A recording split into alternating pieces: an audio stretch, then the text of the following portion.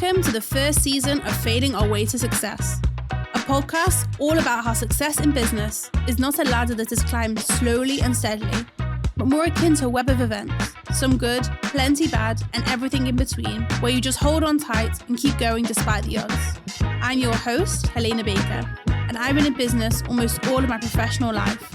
First as a fairly average copywriter, and now running English-speaking networking.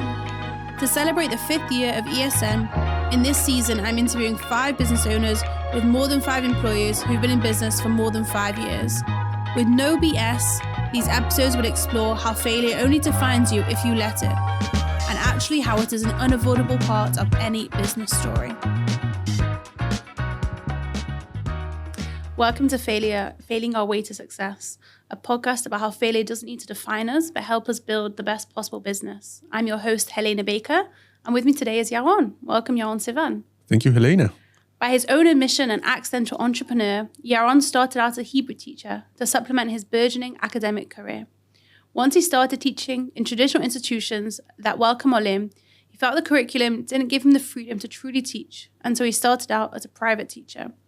His results soon saw demand outstrip supply, and a large project teaching Palestinian doctors Hebrew saw him expand, suddenly becoming not only a teacher, but a business owner and manager, finding Ulpan Bayit in 2013. Growing organically every year, Yaron and his team expanded a little bit, until today they sit in a 300-meter space, including his latest business venture, Café Bayot, which allows him to express his love for food. Today, this accidental entrepreneur employs around 40 people, and Ulpan Bayit has seen around 10,000 students pass through its doors. Yaron lives in Tel Aviv with his partner and baby boy, and in his free time is involved in political activism. Welcome, Yaron. Thank you so much. We're delighted to have you. Thank you. Great introduction. Liked it. I worked hard on it. I have a few questions for you. Okay.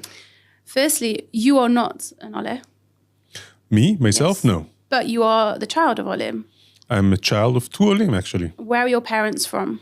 So my father was born in Iran. He was born in a city called Esfahan, moved to Tehran at a later age, and then did Aliyah in his 20s. Okay.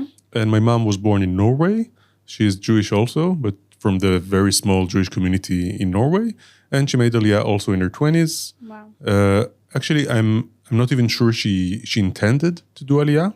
She came for like a gap year or something at the university, at the Hebrew University in Jerusalem, where she met my father. Wow. They became a couple. She went back to Norway. He came after her, love story, whatever. And, wow, it's beautiful. Yeah, sort of. And also a cliche, you should know, I'm afraid to tell you. Oh, wow. Such a cliche. You know that as working with Olim, I'm sure you know. Yeah. There's also so many, I find, Israeli, normally men travelers who are like in Argentina or somewhere and meet somebody who like has no connection to Israel, fall in love and bring her back with her to their big Iraqi families. This is my greatest clientele. Of course, I can imagine. There's many also business owners who do it. They're also great clients for me too. You're not alone. And there's a lot of Brits specifically who meet like Brits from random places who meet these like hardcore Israelis, you know what I mean? Like from like these big Iraqi mashpochas, and they find themselves. We have nicknames for them at Ulpan. Tell me everything. I won't tell you all of our secrets, but we have some nicknames for them. Oh my gosh. The listeners want to know. No. Okay. Maybe later when we're firmer friends, we'll get there. But that's really interesting. Okay, so your parents were both late Olim essentially. Yes. Your mother an accidental Olim actually. Yes. Like she didn't mean to. Yeah. I have a few questions. I guess, firstly, their cultures were very different to start with. It wasn't like they were coming from the same place. So that's one aspect. And then you were born and you're kind of the youngest child. Yes, I'm the youngest out of 3. Okay. So they were close together. It wasn't like a huge... No, there is quite a gap between me and my sisters. Interesting. Yeah. So what was it like being the youngest child of Olim? Well, I don't have anything to compare it to. A good answer. Except for the fact that now I have my own child. So I can feel the difference in a sense. Yes, for sure. For me, being the child of Olim, it's a bit complicated because I don't know if you know it, but for example, as a child of an immigrant, for instance, you never hear the accent of your parents. So, for example, I wasn't ever aware of the fact that they're like immigrants until I became like a teenager. And then, when you're a teenager, people start bullying you for stupid stuff. it happens. It happens. And suddenly you discover that your mom has an accent. I never knew she had an accent. For me, both her and my father are like Israelis who learned Hebrew perfectly. So your parents both spoke Hebrew at home? Yes, they both spoke Hebrew with me. I think it all actually started with my grandmother, in a sense, because up until I was like 3 years old, I didn't have a nanny. I was with my Persian grandmother, Naima. Yeah? I adore her. Oh. She passed away 10 years ago, even more. And my dad actually asked her to speak Persian with me. Yeah, good. Yeah, but she didn't. She was like, listen, all our lives we dreamt of coming to Israel, and now I'm here and I'm going to speak with him Hebrew. Even though her Hebrew wasn't perfect, and she talked only Hebrew with me. And that's why I never learned neither Persian or Norwegian. I mean, at a later age, I started learning both languages, never completed. It's too late, it's too hard, it's too late. Unless you're living there. It was too late, and I didn't really have the motivation, to be honest. But I tried. So I know a few words. Norwegian I can read quite well. Oh, that's impressive. I don't speak it, but I know I can read Norwegian because I know English and German, and I can They're very niche languages also. I'm not sure there's a great need for Persian or Norwegian, yeah, that's true. I have to say. If it was French, maybe it'd be more motivated. Probably, yeah. Okay, interesting. My mother-in-law is Russian, and I also beg her to talk to my child in Russian. Important. It's an ongoing dialogue, I would say. And my husband, who really just speaks to him Russian, is also an ongoing dialogue, I would say. But I will play them this podcast to remind them of the importance. No, it is important. I was angry at my parents. I'm angry with them, but they don't also, like that. I always feel, today I'm very much aware of the fact that both my parents, Hebrew is not their native language. And I can imagine how hard it is to express feelings, for example, in a new language. They fell in love in Hebrew. I'm just realizing, or in English. No, in Hebrew. No, my father's Hebrew English is not very good. I mean, in Iran at school, he learned Persian, of course. That's his mother tongue. He learned Hebrew because he went to like an Alliance Jewish school, and he learned French because he went to Alliance school. So he almost didn't know any English. And my mother came with English and Norwegian. Is there a suggestion that their love was really based on not understanding each other for a good few years of the marriage? That's completely 100% true. Yeah. They even say it. Yeah. I mean, I'm not sure that this is something that we should actually edit inside the podcast. But I think that my mom she once told my sister something about it. That once they came to the level of understanding that they're not such a good match in a sense, because suddenly they had enough language to actually understand each other properly. And then it was too late. I mean, they had already a family, so. And they had Yaron to help them. As the child of Olim, yes. Did you find that you were often, I guess because you were younger, perhaps less, but did you find you were often kind of having to explain things to them or things like that? In a sense, I have. I think that I had to translate my parents to my friends. Interesting. Yes. Because, I know that both me and my sisters, we had the same experience. And it's not only about language. People in Norway are much different than Israelis. I think that Persians are a lot more similar. Norwegians, Scandinavians, it's a different culture. They're aliens. And even very small, how do you say, manieras? I don't know how you say it. Nuances? Nuances in the behavior were things that, I was always a little embarrassed. Really? I think this is, I think, the strongest feeling that you have as a child of Olim, that you're always a little embarrassed of your parents. That's really reassuring, Yaron. Thank you. Sorry. But they dress up differently. They speak a little differently. They have different habits, and you want to be like everyone else. That's really the goal. You want to eat schnitzel and petit tim. No, I'm saying as an Israeli child, you want to eat schnitzel and petit tim and be like everybody else. Yes. Did your mother cook traditional Norwegian food? A little. Well, what is traditional? I don't know. You tell me. It's potatoes and salmon. Really? Yeah. Wow, the cliche is... No, it is a cliche. And she learned from my grandmother how to cook Persian food. Oh, So cool. she cooked Persian food. Jealous. Yes.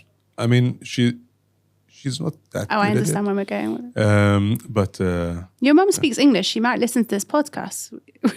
yes. We need to tread she very might. carefully. She cooks amazing Yaron's Persian mom, food. we think you're wonderful. It's No. very inspiring that you came here I and love my learned parents. Hebrew. True. Yeah.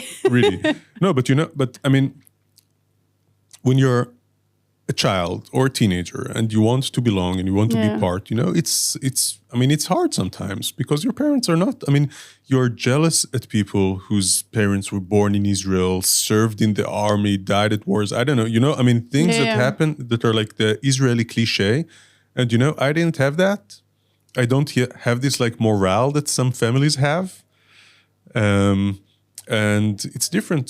Was it hard joining the army because of that? I wasn't in the army. Oh, even better. Let's move on. I wanted to ask you another question. I thought this was interesting. Just we were speaking about your business and you have Ulpan Bayit, which we're going to talk about in a moment. But you also mentioned Café Bayot. And I found it very interesting that you kind of said that's a side business, which to me was very interesting because Why? having a coffee shop is a lot of work. Oh, yes, it is. And it's very slim. I mean, I've never owned a restaurant, but I watch a lot of TV, so I know this. It's very slim margins. It's very hard. And you were kind of like, it's a side business. It's still an incredible endeavor. Well, now I completely agree with you. Now that I have it. No, I'll tell you how it all started. Okay? So at Ulpan Bayit, we used to do meals for the students. People put some 10 shekels or something, and someone comes and cooks for everybody. And every week we do something different. Wow. And, if we had someone from the Embassy of India, then he came and made a huge curry. It's And amazing. and me and my wife, we made schnitzels and petitim for everyone. Just like to give what we have in Ulpan Bayit is a small community. It's not only a school, Yeah. it's a place for people to come and learn Hebrew, but it's also, as I said, many of the people who study at Ulpan Bayit are, for example, partners of Israelis. They're not necessarily Jews. Yeah. They haven't really made Aliyah. They're more like immigrants in Israel. And Ulpan Bayit is a place for them to meet, to learn the language, but also to hang out. So we did those meals once a week, and it was very successful. So we made the hummus once a month, and those were anyways, we did a lot of things like that. And the Ulpan has a problem. The problem is that the Ulpan is at the first floor of a building in Florentine, which is a very nice, cool, chic, boho neighborhood in Tel Aviv. But the Ulpan doesn't have any front to the street. So if you're an Israeli or a local or whatever, and you walk down the street, you don't know that there is this amazing place on the first floor, beautiful, with all of those smiling, happy people who are learning a language. You don't know that. You're not aware of that. And I really wanted some sort of a front for the Ulpan. And a small cafe sounded like a good idea. I said to myself, well, there are 200 people coming here every day. They drink coffee. They drink coffee. They need a sandwich, not more than that. Why not to open a small place that actually, has some relation with the Ulpan, who has the same vibe and the same people, and maybe people from the Ulpan can work at the cafe, So when we started the cafe, so the main cook was a student from Denmark, and 2 baristas were students of the BET course. So, it Really started. cute, yeah. So it was very cute. Gradually, it's 2 years old now. And now I don't think that there is anyone who is studying at the Ulpan who is actually working at the cafe anymore. But it started up with many people from the Ulpan. Oh, amazing. And yeah, it's a very tough business. Yes, For really me, tough. it would be impossible to open such a business unless the Ulpan was in a place where I can actually afford having a manager, Ilan Rubin, who is an amazing manager. He actually runs the entire operation. And I have time to do stupid things like opening a cafe. Would you say delegating is important in your business?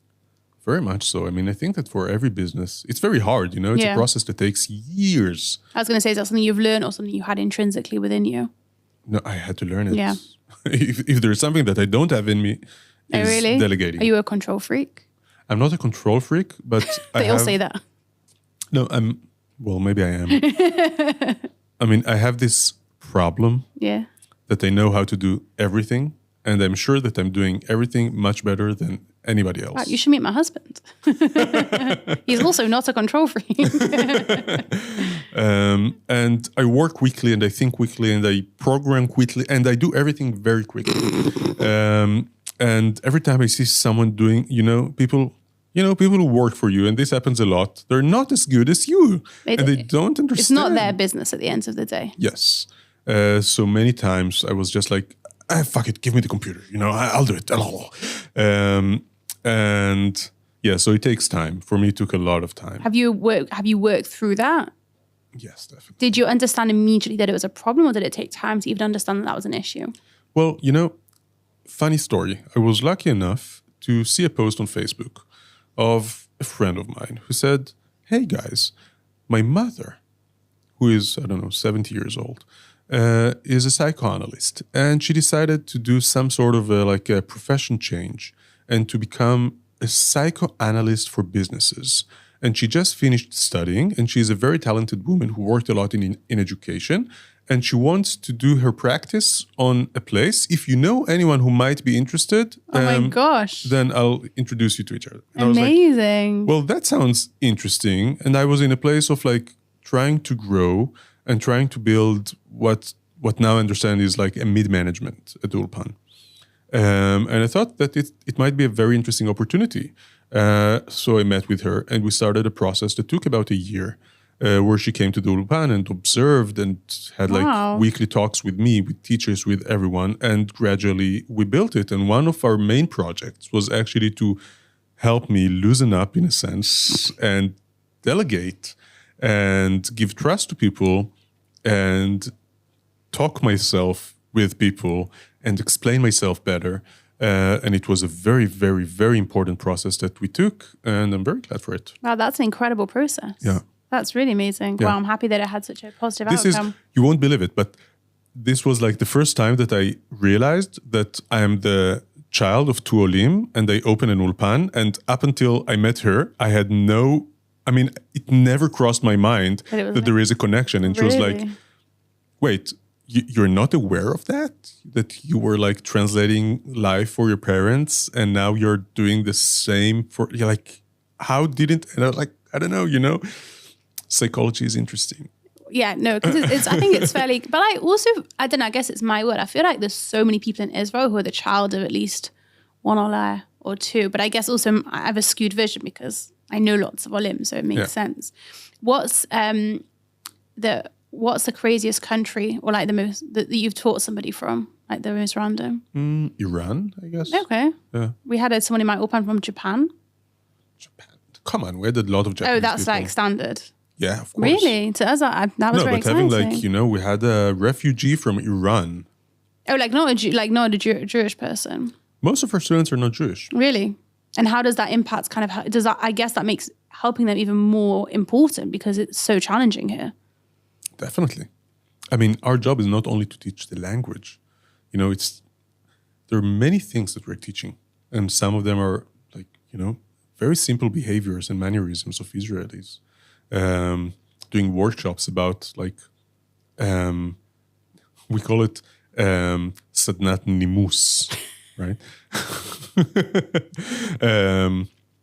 How would you translate Nimus? About politeness. Politeness, yes. So we call it politeness, or I think that the title that we had was like politeness, but impoliteness in brackets before. So like Israeli impoliteness. Because, this is something that you definitely have to get used to. And Israelis, for people who are not born in Israel and don't understand this culture, this can be very, very frustrating. I can imagine. Yeah.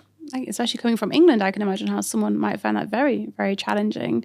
What do you think is the biggest misconception people have about coming to Israel? The misconception people have about coming to Israel. I think that because Israel has this, the optics of Israel is like being this like startup nation. This is how it's branded in a sense. And then you come here and like, this is it looks like Delhi. I mean, it doesn't really look like Startup Nation or feel like Startup Nation. It depends where you are, but I absolutely hear that. I mean, I also think that like Israel is a startup nation, sort of. This is being Startup Nation. Nothing is actually finished. Everything is in the process. I mean, driving through Tel Aviv, you're just like thinking, well, are they never going to end this city? I mean, is it always going to be in the process? But this is sort of what Israel is. And this is a misconception because I'm imagining that many people are imagining Singapore, like coming to a place like tons of like skyscrapers and startup technology companies and robots everywhere. And no, it's a place where, you pay in cash still, it's like. I think there's both sides. I used to work in Yigal Allon, and you cross a bridge, and on both sides you see just skyscrapers, beautiful buildings, and there's a sense of pride of like, this is all very new. It's very impressive, and there is a sense of like, wow. But then you go to where I used to live in North Tel Aviv, and every street is being knocked down and being rebuilt, and you think, oh my God, what am I paying to live here for? This is a nightmare. Yeah. So it's interesting how both of those in Israel are so close together. Definitely. That's like a 20-minute walk, and you're in different places. Definitely. It's an interesting mix, I would say. Yeah. We're going to move on to your failures, if that's okay. Failures, for sure. I love my failures. What I think is really interesting about you, and I think it's quite rare, specifically with Olim, but I think it's rare in general, is that I called you an accidental entrepreneur. And that's really true. When we spoke, that's really what I got. That you really didn't set out to start a business at all. No. Most people do. I feel that from my experience, not that there's no wrong or right way to do it. I think probably your way is probably much, much better, actually. Most people set out because they want to make money and they think about a talent that's going to help them get there. You had a talent that made you money, but you had to kind of grow by virtue of what you were doing. Yeah, that's 100% true. So I think the failures that you have are very specific to that process, which I found interesting because I don't meet so many people like that. Oh, I understand. Do you know many business owners like you? I met a few. I mean, I told you when you interviewed me over the phone before this recording that along the way, I had to find people to help me. Yeah.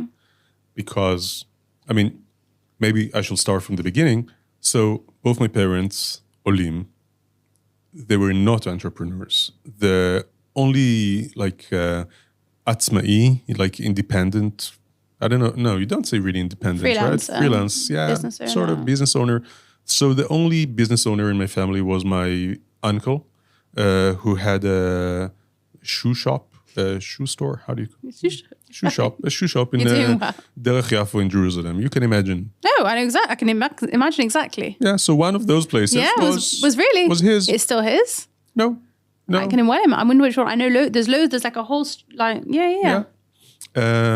And my parents always looked down at people who owned businesses, and my uncle in particular. For them, your goal in life is to get a good, decent job at some institution or government or whatever. So my mom worked at the Hebrew University in Jerusalem until she retired. And my dad worked at Mevaker HaMedina until he retired. And they both were very happy with just like having a job for 40 years. And this is what they wanted for me and for my sisters. And actually at the beginning, and that's the reason I actually went and studied teaching Hebrew as a second language, which is something that I did study professionally at the Hebrew University in Jerusalem. I did it because I thought to myself, okay, I'm probably going to have an academic career. I mean, this is how my life looked when I was 22. And I'm probably going to move abroad and to do a PhD somewhere. And I better have a profession that I can use at the university. Interesting. And I love languages, and I studied like Semitic linguistics when I was at the university. I was focusing on like philosophy of language and stuff like that. So I thought, well, it all relates. And I was always a good teacher. I told you I didn't do army, but I did civil service. Oh, like Shirut Leumi? Yes. Amazing. So I was Ben Shirut in like... I was very lucky because, I mean, I didn't do army for like, I would say psychological, true reasons actually. And I really wanted to do something and to contribute. So I did like Shnat Shirut, and then I wanted to do Shirut Leumi to continue with it. And this is how I got to education in the first place. So I worked for 3 years in education in schools in southern Tel Aviv. This is how I got to Florentine, actually. Wow. I'm living in Florentine since my Shirut Leumi. Really? Yeah, I got there to work at the school when Florentine was such a shitty neighborhood. I was going to ask, Seriously. how has it changed since you moved there? Wow, dramatically. Yeah. When I moved to Florentine, I mean, no one wanted to live in Florentine. It was a shithole. It was a shithole. Yeah. And I came there as a ben shirut because this was like one of the bad Cheap neighborhoods place to live. where you actually go and, you volunteer at a school and you start a youth club, and I prepared people for bagruyot, Really? and I taught English and math and like stuff like that at school. And I did a lot, and I really loved education. I mean, since childhood, I think that I love education, and I think it also relates to my parents and the fact that, there is always like this interaction that is sort of I mean, you're always educating your parents about the place that they live in a sense. And other people about them as well. Yes. So I was very into education, and I wanted to teach. I mean, I always wanted to teach. But working in schools, especially in South Tel Aviv and Pardes Katz, which is in a very, very bad place Yeah. between Ramat Gan and Bnei Brak, which is another place where I did my Shirut Leumi. So after that, I decided that for me, working with like youth and teenagers is tough. I can imagine so. But wanting to still teaching a language sounded like this is a way to go. And I'm also like I'm an expressive person, and teaching a language is something that takes a lot of being expressive. I mean, it's almost theater in a sense, and I love it. So this is how I came to being a language teacher. Now, why did I speak about I knew that? you'd lost the thread because I also lost it, but I have the notes in front of me, so I understand and it's okay. And we were talking about the fact that you really came to business by accident. Okay, by accident. So, long story long. Okay, I started teaching. So I went abroad, went to Germany. Oh, yeah? Yeah, started a master's degree in religion sciences. Okay. Understood that this is not for me and this is not the life that I want. Germany or doing the masters or both? Both. Okay. Came back to Israel. My sister worked in a startup company. Did it shock you that you actually realized that Israel was home for you? Was that quite a shock to the system? I don't think that this was like the revelation that I had. Okay. It was more like, no, I'm not going to be like an academic that sits in a library all day. Got it. Understood. And I came to Israel without really understanding what I want to be in or whatever. Just, I found a few jobs. I worked in a startup for a couple of years, building algorithms, stuff like that. Having this profession that I already learned somewhere here, and not doing it because you have the opportunity to work in a startup and to make some money when you're young and you just do it. And at some point, I really felt that I wasn't fulfilling myself. And I went to a local Ulpan here in Tel Aviv, and I asked the manager if she needs a teacher, and she was like, she had a bunch of teachers, all of them were above 60. I was like the first young person who came to her, like asking for a job, and she was like, I don't really need a teacher, but I'll find a place for you. So I started a few projects there, and I started teaching there, and it was very nice. I mean, it gave me a lot of experience. But it was also tough. Yeah. Because, I mean, working in governmental institutions in Israel is tough. The curriculum is not great, and the atmosphere is really not great. And the amount of students that they pack in classes is like absurd. I went to an Ulpan.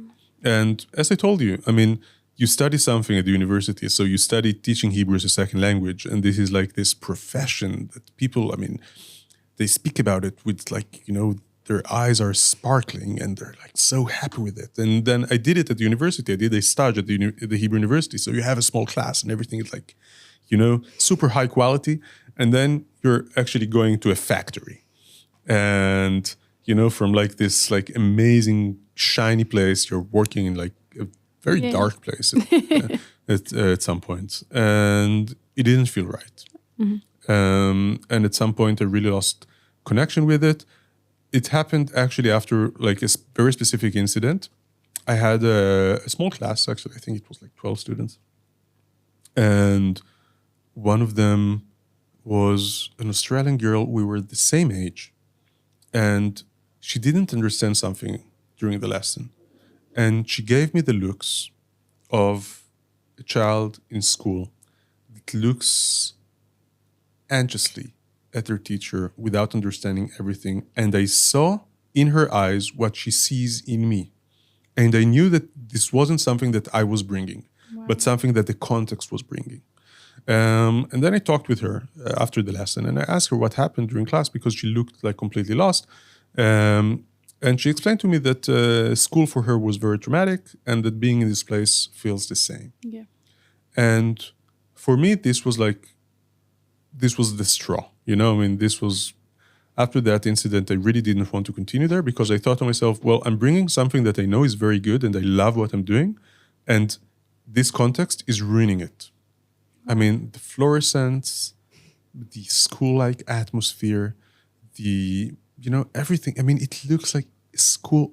It didn't feel right. It's funny you say that. I also did Ulpan when I first came. I did Ulpan in Sion, which I think is incredible. We're going to cut out the name of the Ulpan. I did an Ulpan, and I was a really high achiever in school, and it was very important for me to do very well. And I've since grown and matured, and I think grades are what they are, and I've moved past that. So I thought. And then I went to Ulpan, and I did the test, and I had like a knot of anxiety. What if they put me in a low class? Like, what would I, like, really anxiety? And I was put in Bet Shtayim, not in Gimel, which is where I belonged. Yeah, I belonged in Bet Shtayim. I begged them to put me in Gimel. Like, I couldn't handle not being, which is crazy, yeah? It's a crazy thing, yeah? I never lived in Israel. There was no reason for me to be in Gimel. I wasn't at the standard of Gimel. Beg them. Like, people, like, we laugh about it now, but like, I couldn't handle it because of that trauma from school of having to be the best. After a few weeks in Gimel, I think after like a few days in Gimel, they were like, you can't stay here. You don't know what's going on. And I had to accept, yes. And I really had to accept that humility. I really had to remind myself that I was at the time 26. I'm a 26-year-old. I'm fine. I'm not 17 anymore. And it's okay not to be in Gimel. It's really okay. And it really brought back like really serious traumas from that. And I really relate to that in a big way. Again, that wasn't from them. That really came from inside of me, I have to say. They like really didn't want to move me up and were very nice about moving me down. But it was a crazy situation. Yeah. So I understand.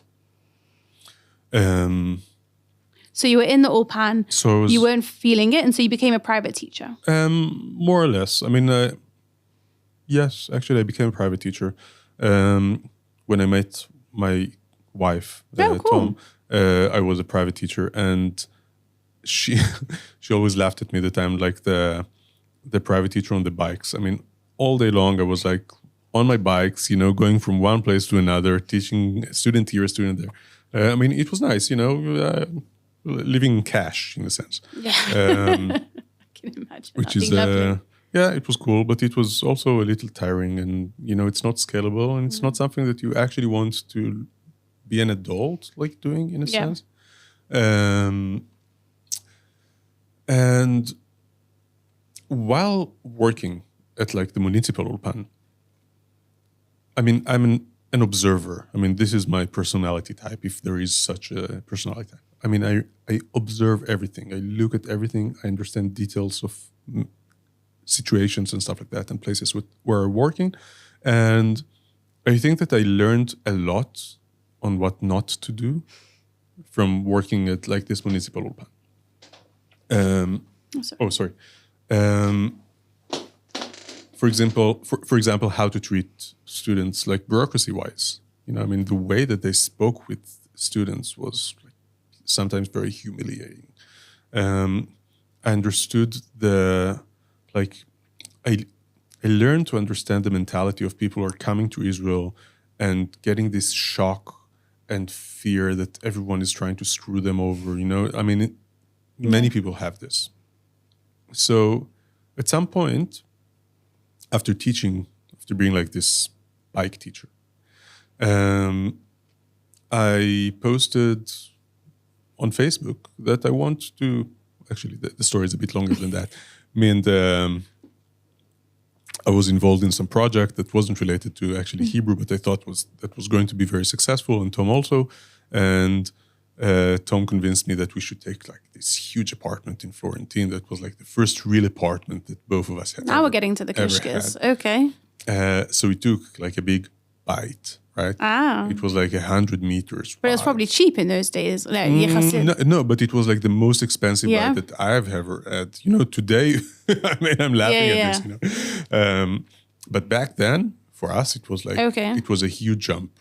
And Tom was like, don't worry, we're going to grow into that, and that's fine, and et cetera, et cetera. And the same day that we moved to that apartment, my project exploded completely. Oy. And Tom got a rejection for something that she was working on. And we were like, sitting on like the boxes, Oh my gosh.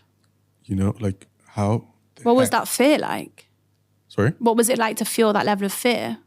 It was crazy. No, Yeah. it was crazy. Honestly, I didn't know what to do. I was like, what am I going to ask my parents for money now? I don't How know old to were do you? that. 27. Oh, wow. So it's old, yeah, to go back to the parents. It's very, very humbling. Yeah, no, it was. And I never liked asking my parents for money. I hated it my entire life, and so I didn't want to do that. And I thought to myself, okay, what should I do now? And we're like, well, we have this big house. We have to use it in some way. Interesting. And it was like an amazing loft, one of the most beautiful houses that we actually had. A huge loft. And it had like a space where I thought to myself, where a classroom fits here. I can put a table here. And then I thought to myself, what is a classroom? What is a classroom? What does it take to build an Ulpan? What do I need to have in order to teach people here? I was like, okay, so I need some wood or a table, I need something to write on and some chairs, right? This is it. It's easy. It's very easy. I think everyone starts a business thinking it's really easy. Yeah. I think that's the only way you can really start. Definitely. If you think it's hard, if you understood even a modicum of how hard it was, you would never do it. Yeah. So I bought this, like the cheapest board I could find. It wasn't even a board. It was like a tapete that you like put on a wall and then you can write on it. It was like... Did you have savings at this point that you could kind of use? No. You were really stressed. This Really all came from a stressed. place of like real... Really stressed. Listen, in order for me to have a table for the students to teach around, to sit around, I went to this carpentry and I took like a 1 on 2 meter block of like, this kind of stuff. Mm-hmm. And I took it on my back all the way. And then I went back and took another one. So I would have 2. I remember, it was so warm. I wanted to kill myself. Wow. And so everything was like so guerrilla, I went to the street looking for chairs. I didn't have anything to invest. Yeah. But I wanted to have it's like kind this... of a cool aesthetic to have all these different types of chairs. It's very Florentine, actually. I've been to coffee shops that still do it. To Café Bayot, have they different types of chairs? Yes, of course. Yeah. That's Florentine for sure. But you spend lots of money now to have that aesthetic. Definitely, yeah. Today it's an investment. You're not carrying it on your back anymore. No. So that's what I did. And I posted something on Facebook and I had a lot of past students, that really, really liked me. So, I think that this reputation really, really helped because it took me like less than a week to fill up the first class. Oh, amazing. Yeah. And then I was like, okay, so first class, it works. Why not? I should probably get a domain or something. Were you out of the stress at that point or you were still in the financial stress? I was still stressed. Yeah, but less. But, there was hope. I found another job, so I worked. Oh, interesting. Okay. Yeah, I took a job at the kitchen. Good, amazing. Yeah. I think that's so important. Definitely. And people don't do it enough. People are very proud. And I think that's a very commendable thing to do. No. The first thing I did was like, listen, do you need a kitchen worker? Yes. And then I went and did it. Wow. Kol hakavod. Yeah, actually, I met the owner of that restaurant a couple of days ago. I think he was a little angry at me because like it took me so little time to actually get back on my feet with like this constellation that I just told you about. And I was like, listen, thank you so much for the opportunity. But I'm starting something and it's happening. It's going well. Yeah. But I think it's amazing to understand that financially, you've just got to earn money however that happens. Oh, I was always working. There isn't a day in my life that I wasn't working since I think 14. Olim are very bad at this. I don't know if that's been your experience teaching them, but I see Olim and they really aren't necessarily want to do 2 jobs at once. And I think that's I always say to people who want to start a business, do it whilst you have a job. That's the best time to do it. I agree. Don't do it out of financial fear. Do it out of a place of financial comfort. It's much easier. Much easier. Okay, so the first class was really well. And then I purchased a domain. Mm-hmm. Like a website domain? A website. What year is this? 2013. Oh, okay. And the name was ulpan.co.il, which was just available. It was available? For like 50 shekels. I'm shocked. Yes. Wow. Yeah. And I was like, Great SEO there.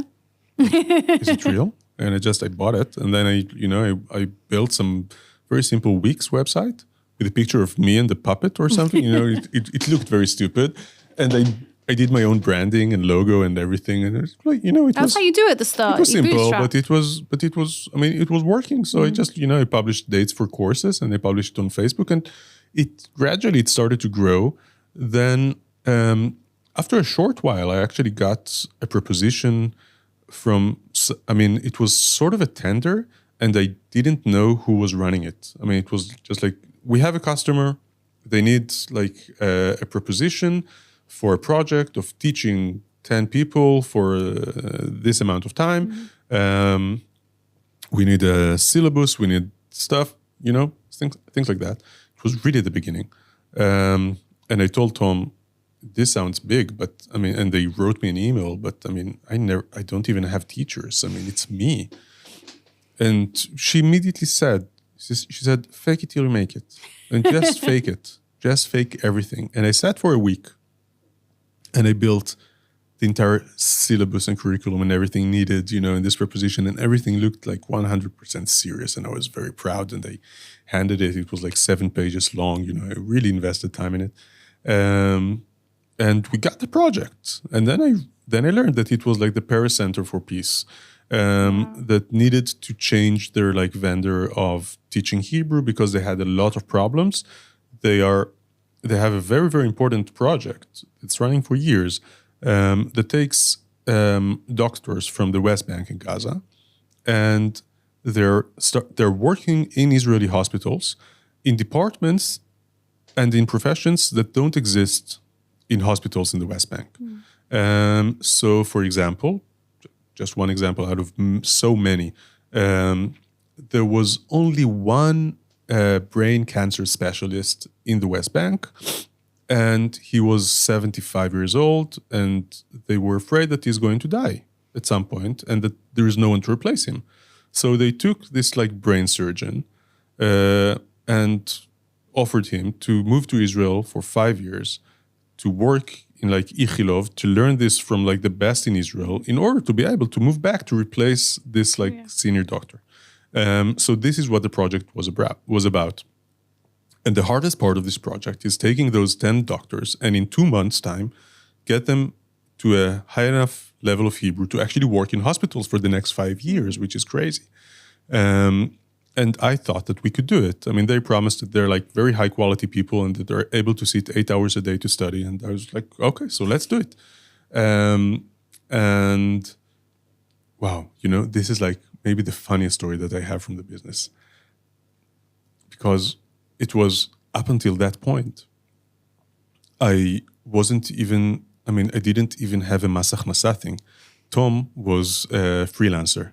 So she had like this Kabbalot. So I used her Kabbalot because I was like, what does it matter? And then suddenly I have a client and I cannot give them like a Tom Yaar Kabbalah, right? So I went to like an accountant, to a CPO. I opened I did everything that was needed. By the book. Sorry? You did everything by the book to like get everything up. Yes. Standard. And then I purchased my first like cheshboniot book, like invoices book. And I came on the first day with like the first cheshbonit, handed them the cheshbonit for this project. And they looked at it and then they looked at me and like, are you serious? They're like, what happened? Like, this is the first invoice you ever gave?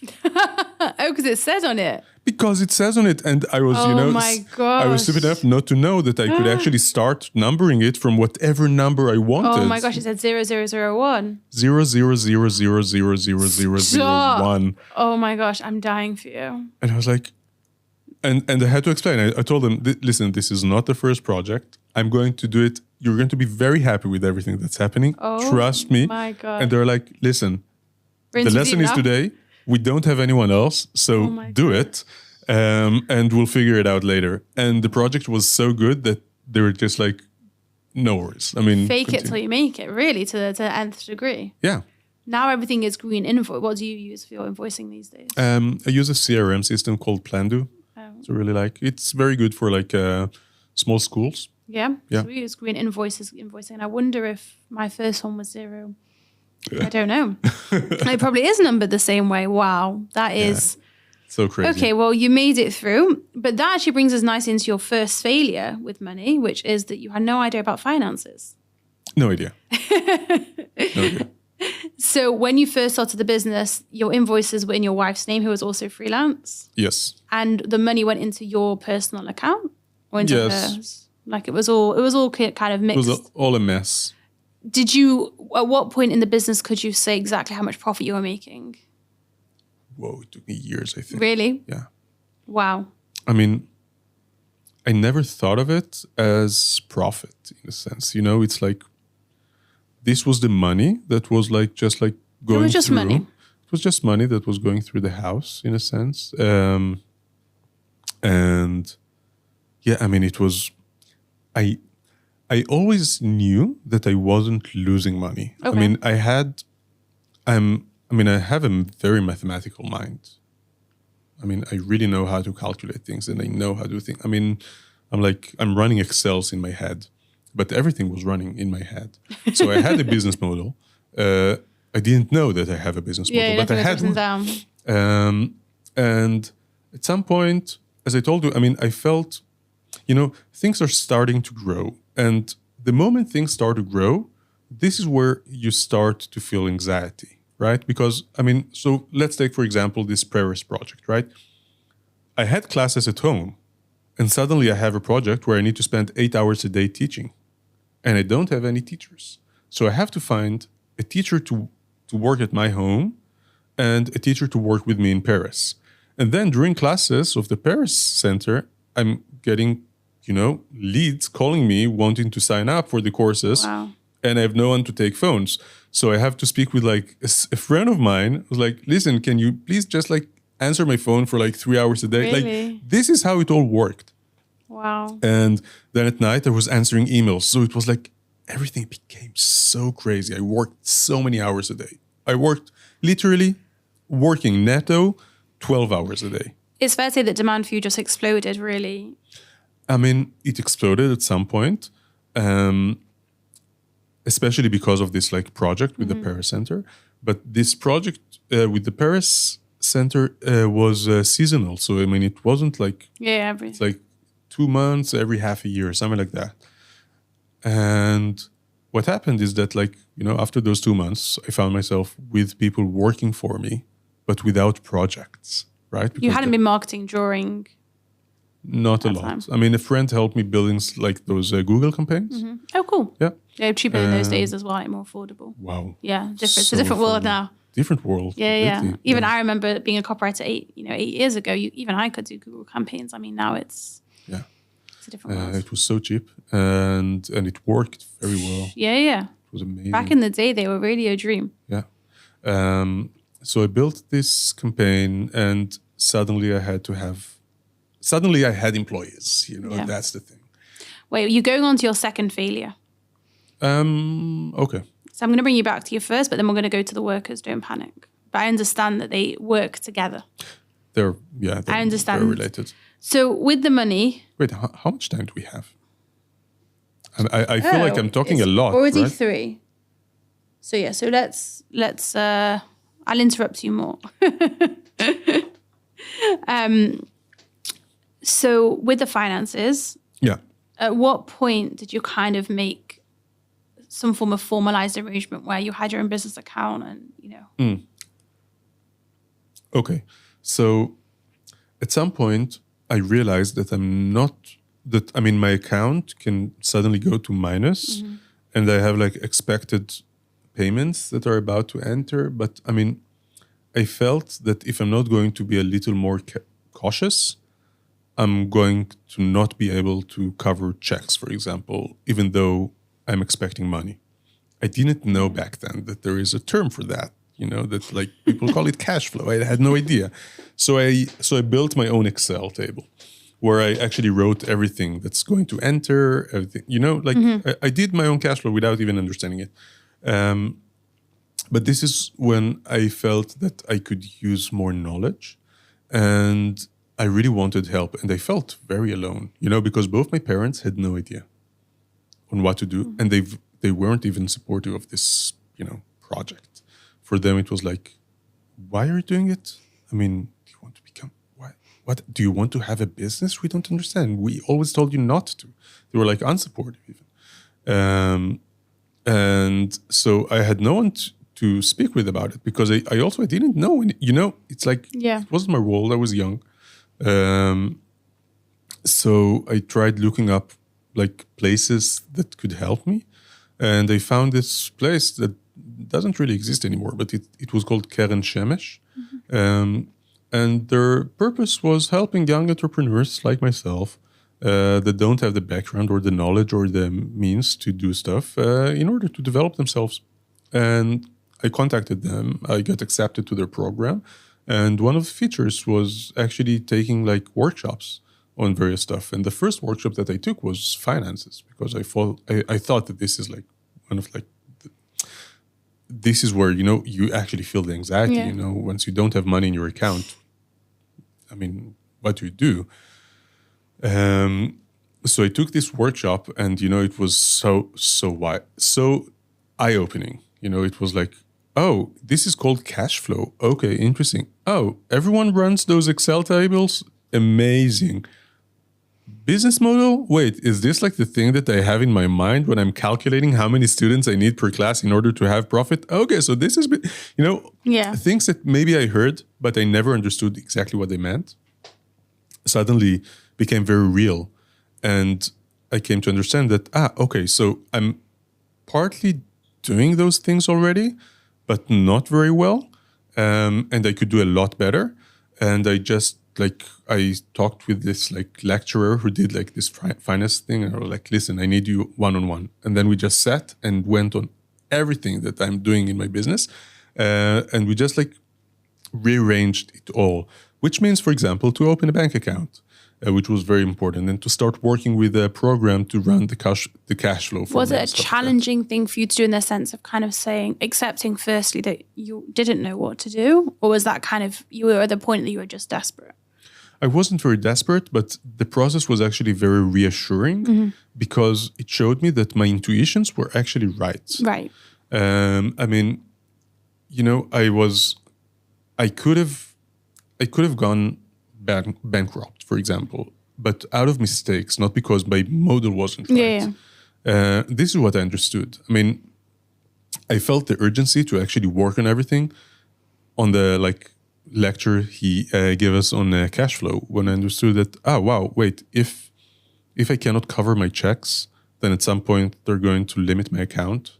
And, things deteriorate very fast once you start not being able to pay up your bills. I think it's interesting because with yourself, the business seems to have grown very quickly. Like, demand wasn't really a huge problem. It was more kind of, you hadn't had time to build those infrastructures. That's true. To do the work. That's true. But also another thing that we worked on was pricing. Because I never looked at pricing. Oh, interesting. And my prices were very low. Is that why demand was so high as well? I guess, yes. And one of the first things that he told me was, listen, when you're pricing things, I know that you have employees, but you are also working. And at some point, and he told me, you're doing a mistake that many young entrepreneurs are doing. They're not taking their working time, they're not calculating it into the expenses of the company. Yeah. And he told me, this is not a realistic price. I mean, you're investing how many, 12, 14 hours a day working on your business, which means that you're investing more than 200 hours a month on this business, but you're never, I mean, this is not your salary. I mean, you have to calculate. Was it scary to increase the prices? Very much so. Very much so. How often do you increase them now? Not very often. I don't like to increase prices. But yes, I had to increase them recently.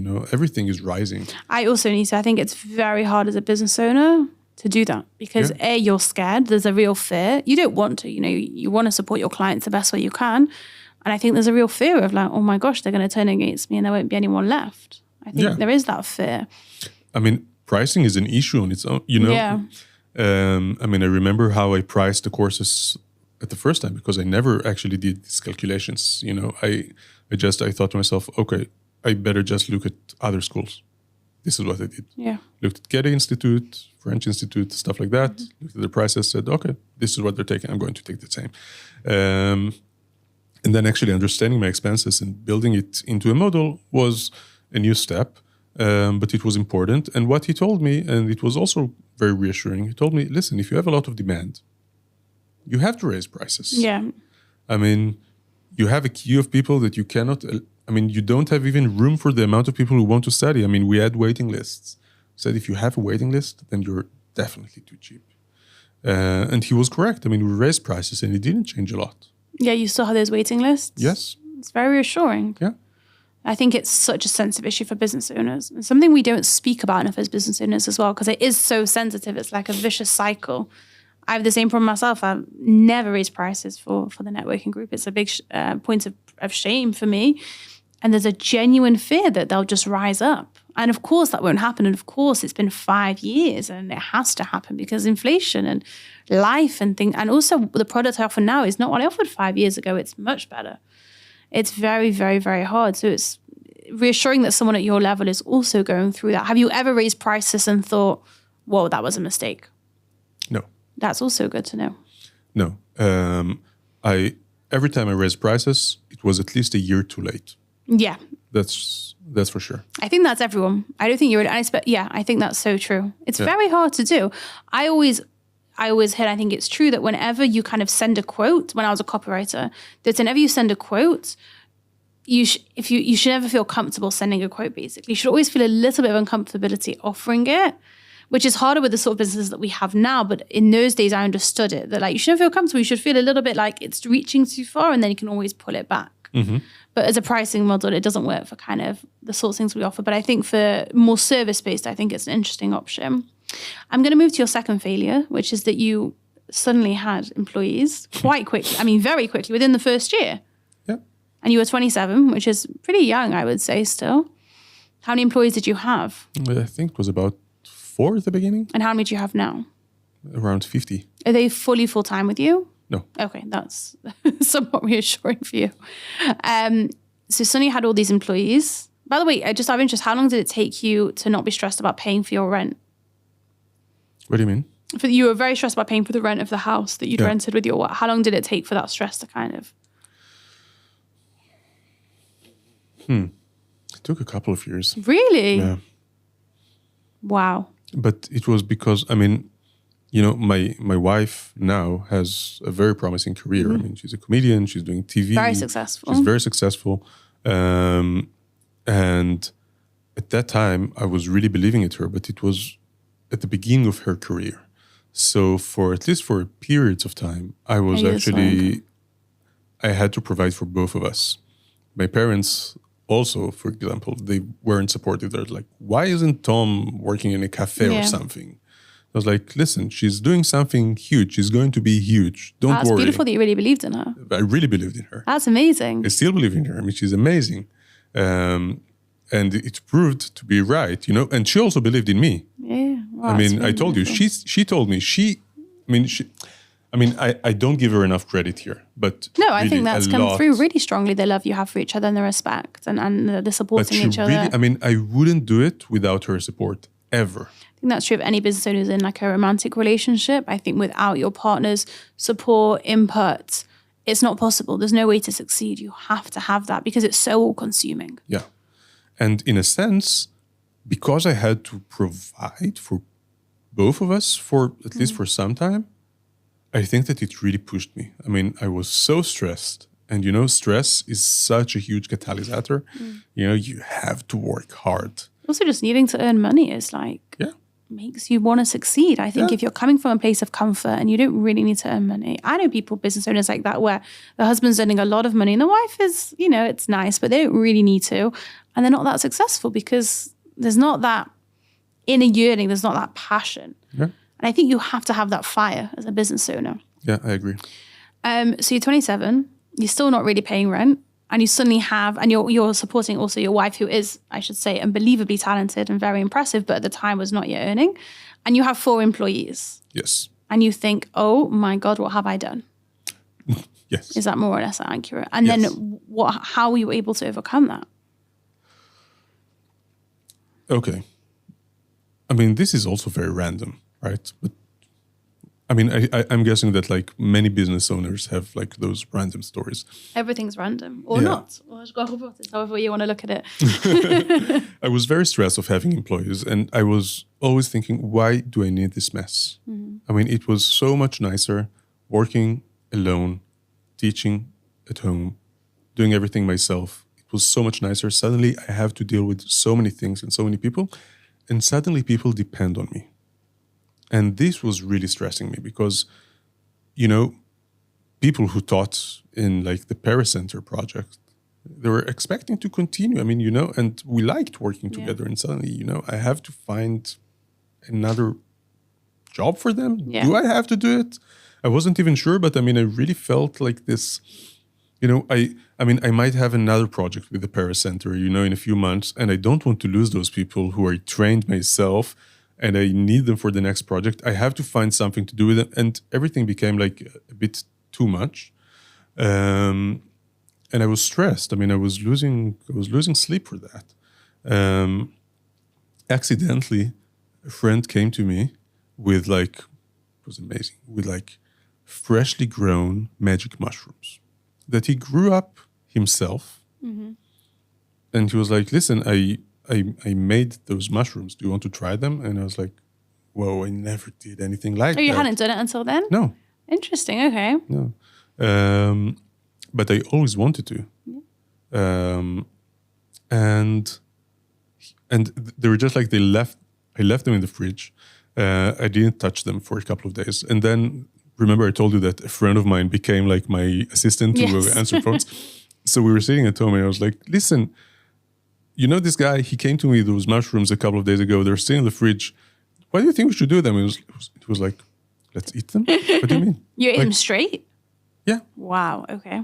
And then we just like, Respect. each of us took like this, you know, which camera is it? This one, huge mushrooms.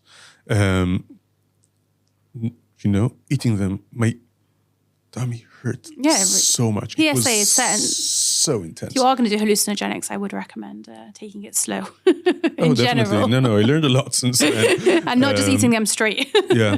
Certain setting is important, guys. But it was so intense. Yeah, I'm sure.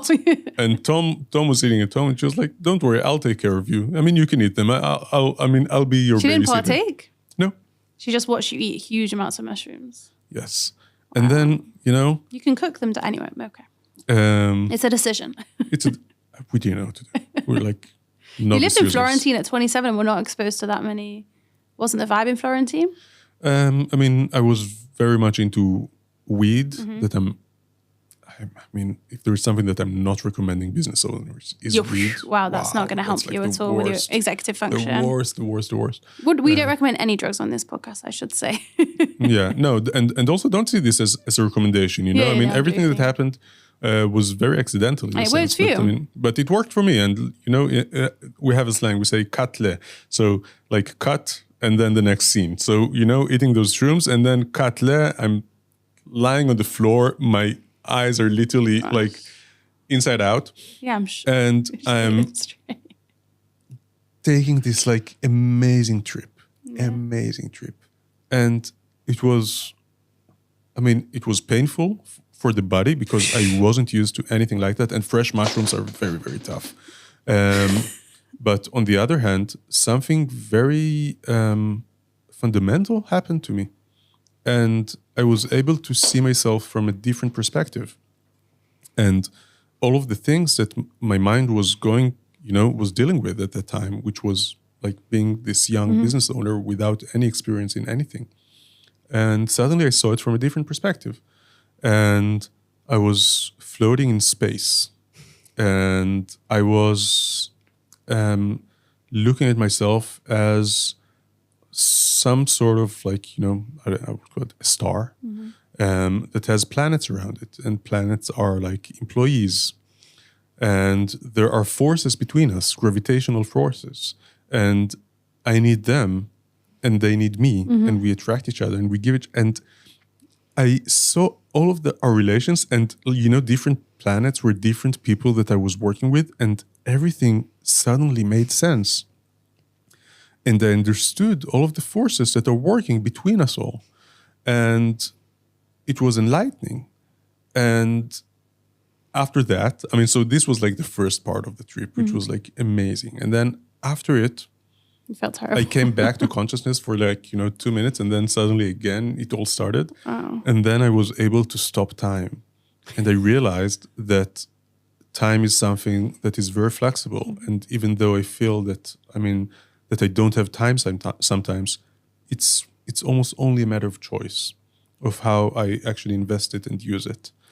I think what the shrooms gave you is perspective, essentially. Yes. That actually, you're not alone. You're not the only one who's going through this, just like the planet. Let's bring back the analogy, but you're not alone. You're not the only one going through this. And it's a choice. You're making the choice to have employees. And so it will be okay because that's a choice you're making. In a sense, yeah. It gave me enough confidence, and it was so profound that, I woke up from this and I was like, everything is okay. I'm doing something right. And, it's much nicer to be a planet with stars, or a star with the planets, than just being a star. And that I have enough forces in me to actually handle everything. And so I did. And for the next, I would say, 6 to 8 months, I was only building this community of teachers around me, which was, I think, one of the best things that Ulpan is. This is part of the reasons that it grew up and became a successful business, was because I realized that I'm nothing without my employees. Wow. And that they are the heart of the project. And if I invest in them, then I'm investing in my business, and this really changed. It changed everything. And I became, I think, such a mentor and a good boss to the people who I was working with. I was always very fair with people. I'm also coming, both my parents are very fair people. They would never screw anyone. They would never lie. And I'm also, I grew up like this, I'm unable to lie to people or to, I don't know, do things. I'm not that kind of person. But it wasn't only that, it was also actually understanding that this is for us together. And the thing that I'm building, the business, is not only for me. It's not for me to make money. It's for me to make money from doing something that gives other people jobs and respect. Which is an amazing thing to do. Yeah. And what's incredible is the confidence was always inside of you. You took something external, but ultimately it touched something internal inside of you that made you, that gave you that confidence. But it was there all along. It was just you weren't able to see it because of the stress and because of everything that was going along. And I think so many business owners can relate to that they have the confidence, they have the resources. They're just so stressed. They're so worried about money. And I'm not demeaning that. That's an incredibly stressful and real problem. But I think it's really beautiful that it was there inside of you. You just weren't able to access it. Yeah. Again, not that we're encouraging people to take hallucinogenics and certainly not to eat mushrooms straight. How did you feel the next day? I'd imagine not so good. I felt amazing. Really? Yes. Wow. Karakavod. We're going to move to your third. Mushrooms have that effect. Yeah, no, but physically. They have an afterglow. No, but on your stomach you would feel. My stomach was so bad. Yeah, that's what I'm saying. But it was bad during the trip. After Oh, the trip already? was fine. Oh, interesting. Okay. We're going to move on to your third and final failure, which relates very well with what we're talking about actually, which is managing people. So now you have all these employees and you have to learn to manage them. But we touched a little bit on that you brought in the psycho, and that's really, sorry, not the psycho, I apologize, the psychoanalyst. Yes. And was that kind of really what fixed the problem for you? No. Okay, what else? No, it was a much later stage, actually. It was the Ulpan had, I would say, yearly growth. So every year we expanded a little. Which is amazing also. Not move on, my love. No, but I'm aware of myself as being, I'm not exactly a manic person, but I, like every person, I have seasons. And I know that once a year I'm very energetic and once a year I'm very depressed. Really? I am this kind of person. How long did it take to notice that about yourself? At what age were you oh, this is who I am? I had a true, I was I wouldn't say mentally ill, but I mean, when I was 18, I had my first real like depression, like clinical depression. I'm so sorry. That's okay. I'm not there anymore. Yeah, but I want to acknowledge that that's a very difficult time, especially at such an age. Yeah. No, it was very, very difficult, and I was suicidal. It was, Thank you for sharing that. That's huge. It was a huge thing, and so I knew that I had something, and I knew that it runs in the family in a sense, and I knew that like my grandfather had like the same problems and stuff like that. So I was aware of that from a very young age, and I mean, in a sense, at some point, I learned how to use it. So I knew, okay, so I have those periods where like I'm really like depressed and don't have any energy to do anything. But on the other hand, I have periods of time where like for 2 months I can work straight, without sleeping. So, I mean, this is good. It's incredible you're able to incorporate your mental health challenges and turn them into a positive, into kind of understanding what you're able to do. Yes, I mean, I agree. And I think that the psychedelics were a part of it. Yeah. A part of me understanding a lot more about myself and even solving it in a sense. We only have around 5 more minutes just to say. Okay.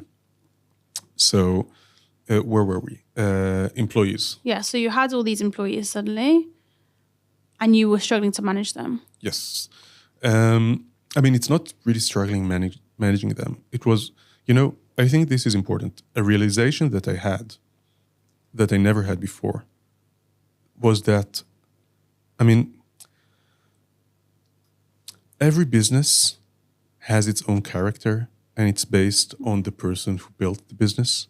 And I never knew that because I was never surrounded by business owners. I never saw a business from the inside. And I thought that, I mean, there must be a formula that people go with and they learn it or something.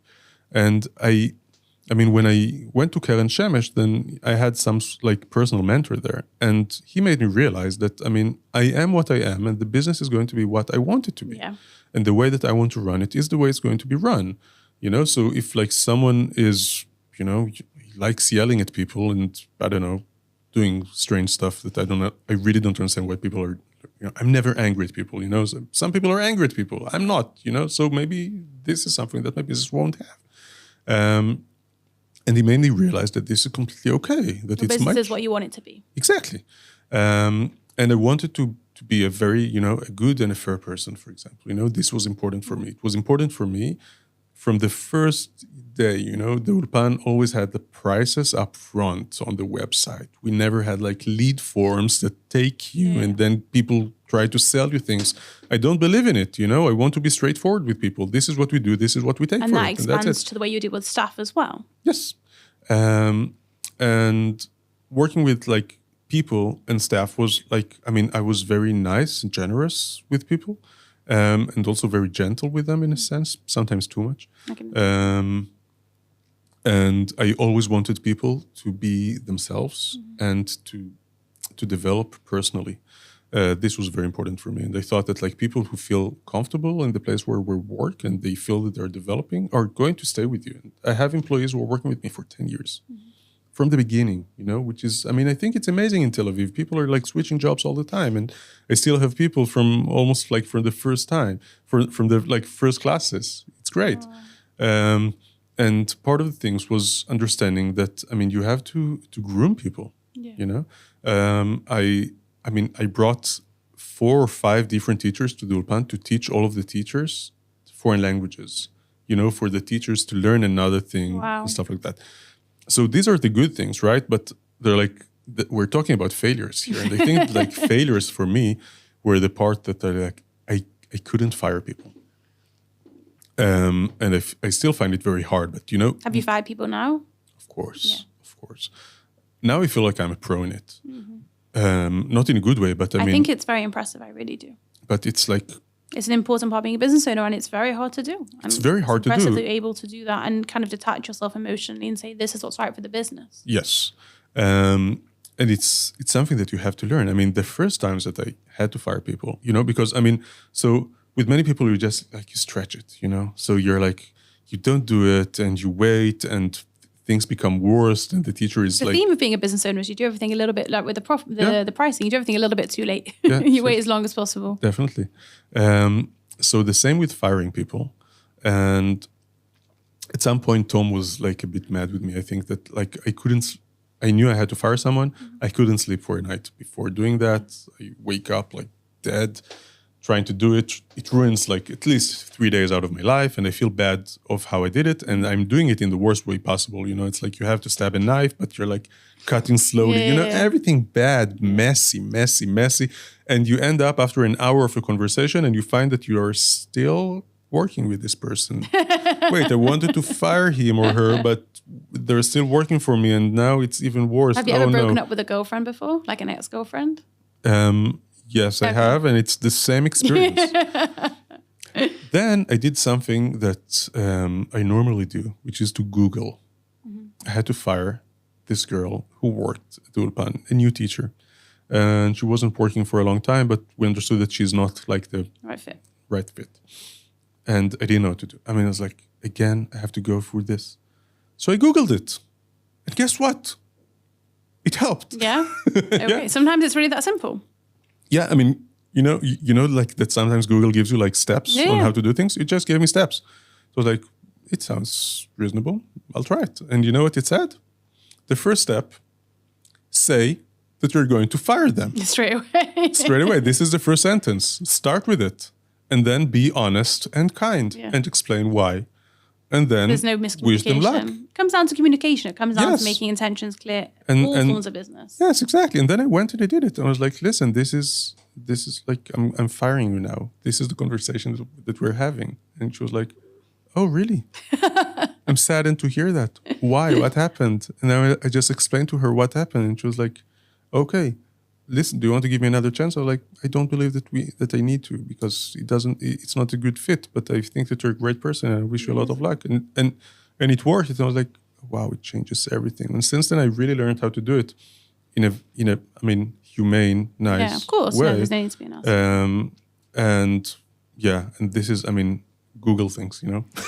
Yaron, thank you so much. You've been so generous with your time. I know how busy you are, and I'm so grateful that you came and that you've spoken so openly and honestly. There's so much more we could have discussed there. Where can people find you? Well, I'm usually at the Ulpan or the Café. Sorry, on social media. I'm so sorry. On social media. On Instagram, my name is Yaron _ Sivan, Sivan. And you can always just like try the ulpan.co.il that cost me 50 shekels, which is great.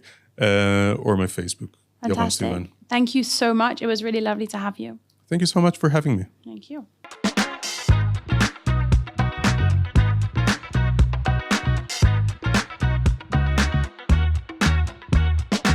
Thank you for listening to Fading Our Ways to Success. If you would like more content from me, feel free to connect with me on LinkedIn or follow me on Instagram and network with Helena for more networking tips, life musings, and honest perspectives on being a business owner.